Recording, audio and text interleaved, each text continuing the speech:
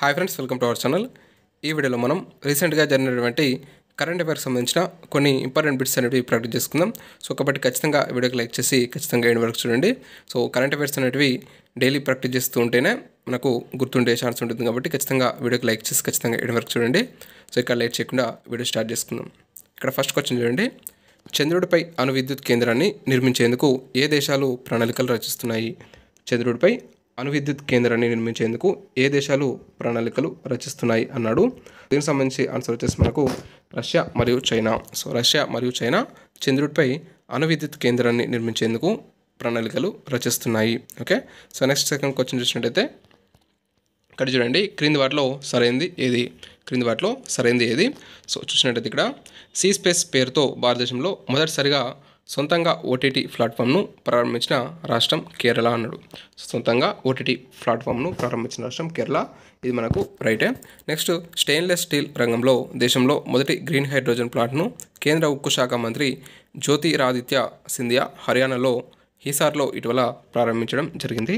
ఇది కూడా మనకు రైట్ ఆన్సరే. స్టెయిన్లెస్ స్టీల్ రంగంలో దేశంలో మొదటి గ్రీన్ హైడ్రోజన్ ప్లాంట్ను కేంద్ర ఉక్కు శాఖ మంత్రి జ్యోతిరాదిత్య సింధియా హర్యానాలోని హిసార్లో ఇటీవల ప్రారంభించడం జరిగింది. ఆ తర్వాత చూసినట్టయితే ప్రధానమంత్రి జన ఆరోగ్య యోజన కింద 5 కోట్ల ఆయుష్మాన్ కార్డులను అందజేసిన తొలి రాష్ట్రం ఉత్తరప్రదేశ్ అన్నాడు. ఇది గుర్తుపెట్టుకోండి, మనకు చాలా ఇంపార్టెంట్. ప్రధానమంత్రి జన ఆరోగ్య యోజన కింద 5 కోట్ల ఆయుష్మాన్ కార్డులను అందజేసిన తొలి రాష్ట్రం ఏదంటే ఉత్తరప్రదేశ్. సో మనకి ఇక్కడ ఇవన్నీ కూడా రైట్ ఆన్సర్ కాబట్టి ఏబిసి రైట్ ఆన్సర్ కాబట్టి ఇక్కడ మనకు ఆప్షన్ 4 అనేది మనకి ఇక్కడ రైట్ ఆన్సర్గా చెప్పుకోవచ్చు. Option 4. Okay, so next third question చూసినట్టయితే ఇక్కడ చూడండి, క్రింది వాటిలో సరైనది ఏది? క్రింది వాటిలో సరైనది ఏది? అది కనుక మనం చూసినట్టయితే ఇక్కడ చూడండి, 71వ మిస్ వరల్డ్ పోటీలు ముంబైలో జరిగాయి. సో మనకి ఇటీవల 71వ మిస్ వరల్డ్ పోటీలు అనేవి ముంబైలో జరగడం జరిగింది.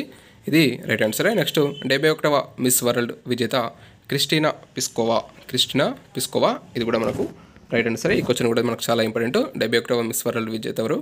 Christina Pyszkova. Okay, so next 71వ మిస్ వరల్డ్ 2024 ఫైనల్ సందర్భంగా ప్రతిష్టాత్మక హ్యుమానిటేరియన్ అవార్డు నీతా అంబానీకి వచ్చింది. హ్యుమానిటేరియన్ అవార్డు ఎవరికి వచ్చింది? నీతా అంబానీకి రావడం జరిగింది. ఇది కూడా రైట్ ఆన్సరే. ఆ తర్వాత చూసినట్లయితే ఇప్పటివరకు భారతదేశం నుంచి 8 మంది మిస్ వరల్డ్ విజేతలుగా నిలిచారు. సో ఇక్కడ మనకి ఇది రాంగ్ ఇచ్చాడు. ఇక్కడ మనకు ఆప్షన్ డి అనేది రాంగ్. ఎందుకంటే ఇక్కడ మనకు ఇప్పటివరకు భారతదేశం నుంచి 8 మంది కాదు 6 మంది. సో 6 మంది మిస్ వరల్డ్ విజేతలుగా నిలవడం జరిగింది. ఓకే, ఇక్కడ మనకు ఆన్సర్ ఏమవుతుంది? డి రాంగ్ కాబట్టి ఏబిసి అనేది రైట్. సో ఆప్షన్ 2 అనేది ఇక్కడ మనకు రైట్. ఆప్షన్ 2 అనేది ఇక్కడ రైట్ ఆన్సర్ కాబట్టి ఇక్కడ ఇది. సో నెక్స్ట్ ఫోర్త్ క్వశ్చన్ చూసినట్టయితే ఇక్కడ ఫోర్త్ క్వశ్చన్ చూడండి. ఇటీవల ఏ జాతీయ పార్కులో అడవి మధ్యలో టైగర్ సఫారీల ఏర్పాటును సుప్రీంకోర్టు తీవ్రంగా వ్యతిరేకించింది? ఇటీవల ఏ జాతీయ పార్కులో అడవి మధ్యలో టైగర్ సఫారీల ఏర్పాటును సుప్రీంకోర్టు తీవ్రంగా వ్యతిరేకించడం జరిగిందంటే మనకు జిమ్ కార్బెట్ నేషనల్ పార్కులో అడవి మధ్యలో టైగర్ సఫారీల ఏర్పాటును సుప్రీంకోర్టు తీవ్రంగా వ్యతిరేకించడం జరిగింది. మనకి ఇక్కడ ఆప్షన్ 4 అనేది right answer. Okay, so next fifth question చూసినట్టయితే చూడండి, డెజర్ట్ ఈగల్ అనేవి ఏ 2 దేశాల వైమానిక విన్యాసాలు? డెజర్ట్ ఈగల్ ఇది మనకు చాలా ఇంపార్టెంట్ క్వశ్చన్. సో గుర్తుపెట్టుకోండి, డెజర్ట్ ఈగల్ అనేది ఏ 2 దేశాల మధ్య వైమానిక విన్యాసాలు అంటే ఇక్కడ మనకు దీనికి సంబంధించిన ఆన్సర్ వచ్చేసి ఇండియా మరియు యుఏఈ అనేది ఇక్కడ రైట్ ఆన్సర్గా చెప్పుకోవచ్చు. ఆప్షన్ 3 అనేది మనకు రైట్ ఆన్సర్. ఇండియా మరియు యుఏఈ మధ్య డెజర్ట్ ఈగల్ అనే వైమానిక విన్యాసాలు జరగడం జరిగింది. Okay, so next 6th question చూసినట్టయితే the conspiracy to oust me from the presidency పుస్తక రచయిత ఎవరు? The conspiracy to oust me from the presidency పుస్తక రచయిత వచ్చేసి మనకు దీనికి సంబంధించిన ఆన్సర్ ఆప్షన్ 3 అనేది రైట్ ఆన్సర్గా చెప్పుకోవచ్చు. Gotabaya Rajapaksa. Okay, so next 7th question చూసినట్టయితే చూడండి, జాతీయ ఎస్సీ కమిషన్ చైర్పర్సన్గా ఎవరు నియమితులయ్యారు? ఇటీవల జాతీయ ఎస్సీ కమిషన్ చైర్పర్సన్గా ఎవరు నియమితులు అవ్వడం జరిగిందంటే మనకు కిషోర్ మక్వానా అనేవారు మనకు ఈ యొక్క జాతీయ ఎస్సీ కమిషన్ చైర్పర్సన్గా నియమితులు అవ్వడం జరిగింది. ఓకే, సో ఇక్కడ 7th క్వశ్చన్ ఆన్సర్ వచ్చేసి option 1. Okay, so next 8th question చూసుకున్నట్లయితే ఇక్కడ చూడండి, ప్రధానమంత్రి మోడీ 2024 మార్చి 9న అస్సాంలోని జోర్ఘట్లో కమాండర్ లచిత్ బర్ఫుఖాన్ 125 అడుగుల విగ్రహాన్ని ఆవిష్కరించారు అన్నాడు. సో ఇక్కడ చూసినట్టయితే ప్రధానమంత్రి మోడీ 2024 మార్చి 9న మనకు అస్సాంలోని జోర్కట్లో కమాండర్ లచిత్ బర్ఫుఖాన్ 125 అడుగుల విగ్రహాన్ని ఆవిష్కరించడం జరిగింది. ఇది రైట్ ఆన్సరే. ఆ తర్వాత చూసినట్టయితే ఈ విగ్రహానికి స్టాట్యూ ఆఫ్ వాలర్గా పేరు పెట్టారు. ఈ విగ్రహానికి ఏం పేరు పెట్టారు? స్టాట్యూ ఆఫ్ వాలర్గా పేరు పెట్టడం జరిగింది. రైట్ ఆన్సరే. ఆ తర్వాత చూసినట్టయితే అస్సాంలోని జోర్హట్లో టీ రీసెర్చ్ సెంటర్ ఉంది. అస్సాంలోని జోర్హట్లో టీ రీసెర్చ్ సెంటర్ ఉండడం జరిగింది. ఇది కూడా మనకు రైట్ ఆన్సరే. సో కాబట్టి ఆన్సర్ ఏమవుతుంది? ఏబిసి 3 కూడా మనకు రైట్ ఆన్సర్. కాబట్టి ఆప్షన్ 1 అనేది ఇక్కడ మనకు రైట్ ఆన్సర్గా చెప్పుకోవచ్చు. Option 1. Okay. So next 9th question చూద్దాం. ఇక్కడ చూడండి, క్రింది వాటిలో సరైనది ఏది? సరైనది ఏదో మనం గుర్తిస్తాం. ఇక్కడ చూసినట్టయితే మనకు క్రింది వాటిలో సరైనది అడిగింది కాబట్టి ఇక్కడ చూసినట్టు ఫస్ట్ ఆప్షన్ ఏ కనుక చూసినట్టయితే ప్రధాని మోడీ 2024 మార్చి 9న సేలా సొరంగాన్ని ప్రారంభించారు అన్నాడు. ఇక్కడ ప్రధానమంత్రి 2024 మార్చి 9న మనకు సేలా సొరంగాన్ని ప్రారంభించడం జరిగింది. సో ఇక్కడ ఇది మనకు రైట్ ఆన్సర్. ఓకే. నెక్స్ట్ చూసినట్టయితే అరుణాచల్ ప్రదేశ్లో భారత్ చైనా సరిహద్దుల్లో దీన్ని నిర్మించడం జరిగింది. ఈ యొక్క సేలా సొరంగాన్ని ఎక్కడ నిర్మించడం జరిగిందంటే అరుణాచల్ ప్రదేశ్లోని భారత్ చైనా సరిహద్దులో నిర్మించడం జరిగింది. గుర్తుపెట్టుకోండి, అరుణాచల్ ప్రదేశ్లోని భారత్ చైనా. ఓకే. నెక్స్ట్ సముద్ర మట్టానికి 18,000 అడుగుల ఎత్తున ఇది నిర్మించారన్నాడు. ఇది మనకు రైట్ ఆన్సర్. ఇది 18,000 కాదు, 13,000. ఓకే. 13,000 అడుగుల ఎత్తున దీన్ని నిర్మించడం జరిగింది, ఈ యొక్క సేలా సొరంగాన్ని. ఇవి జంట సొరంగాలు. మొదటిది 1,003 మీటర్ల పొడవుతో ఒకే మార్గంగా ఉంటుంది. రెండోది 2 సొరంగ మార్గాలతో 1,595 మీటర్ల పొడవు ఉంటుంది అన్నాడు. ఇది కూడా మనకు రైట్ ఆన్సరే. సో ఇక్కడ మనకు రాంగ్ ఆన్సర్ ఏంటి? ఆప్షన్ సి అనేది ఇక్కడ రాంగ్. ఇక్కడ మనకు option D right, option A B right. కాబట్టి ఆన్సర్ ఏమవుతుంది? ఏబిడి. ఆప్షన్ 3 అనేది మనకి ఇక్కడ రైట్ ఆన్సర్గా చెప్పవచ్చు. Option 3. Okay. So next 10th question చూసినట్టయితే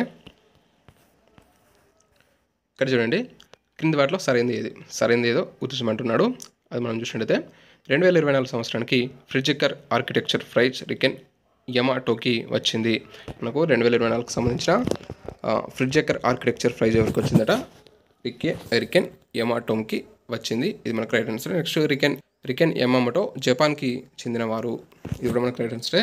ఈ యొక్క రికెన్ యమామోటో మనకు జపాన్కి చెందినవారుగా చెప్పుకోవచ్చు. నెక్స్ట్ ఫ్రిడ్జికర్ బహుమతిని ఆర్కిటెక్చర్ నోబెల్ బహుమతి అనడం జరుగుతుంది. ఇది మనకు రైట్ ఆన్సర్. నెక్స్ట్ ఫ్రిడ్జికర్ అవార్డు 1979 నుంచి ప్రదానం చేస్తున్నారు. ఇది కూడా రైట్ ఆన్సర్. ఇక్కడ మనకు ఏబిసిడి. సో అన్ని కూడా రైట్ ఆన్సర్ కాబట్టి ఆన్సర్ ఏమవుతుంది? సో మనకు ఆప్షన్ 2 అనేది ఇక్కడ రైట్ ఆన్సర్ చెప్పుకోవచ్చు. Option 2. Okay. So next 11th question చూసినట్లయితే చూడండి, ప్రపంచ బ్యాంక్ ఇటీవల విడుదల చేసిన లీగల్ జెండర్ గ్యాప్ ఇండెక్స్ 2024లో భారతదేశం ర్యాంకు ఎంత? ఈ యొక్క ప్రపంచ బ్యాంక్ ఇటీవల విడుదల చేసిన లీగల్ జెండర్ గ్యాప్ ఇండెక్స్ 2024లో భారతదేశం యొక్క ర్యాంక్ ఎంత అంటే 113. సో 113 అనేది ఇక్కడ రైట్ ఆన్సర్ చెప్పుకోవచ్చు. 113వ ర్యాంక్ని సాధించడం జరిగింది ఇందులో లీగల్ జెండర్ గ్యాప్ ఇండెక్స్లో. ఓకే. సో నెక్స్ట్ చూసినట్టయితే అబార్షన్ను చట్టబద్ధ హక్కుగా పేర్కొన్న మొదటి దేశం ఏది?